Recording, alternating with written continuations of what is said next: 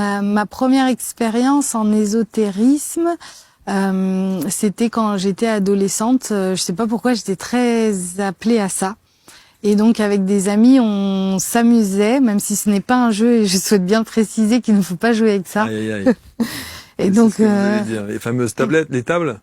Oui, les Ouija, les oui, Ouija et compagnie. et les Alors, verres. ouais, Exactement. Donc les séances de spiritisme, quoi. Exactement. Ouais, c'est ça, ouais. Et donc, il y a un jour, c'est là où j'ai tout arrêté à l'époque, où en fait, sur la table, en fait, on fait des invocations au début pour appeler les esprits, et après, on demande toujours qui c'est, pour savoir d'où ça vient. Et ce jour-là, en fait, sur le verre, il se déplaçait très vite, et en fait, ça commençait à écrire B-A-L-T-H.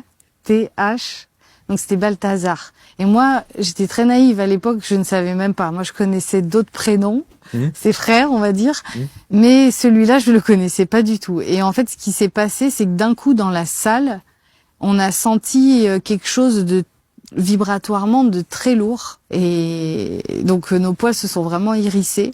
Et là, on a senti comme le danger de mort. Et à ce moment-là, on est parti en courant. On a essayé de casser le verre, mais c'était assez rigolo parce que on essayait de le casser, mais il rebondissait. Donc comme s'il y avait quelque chose à l'intérieur.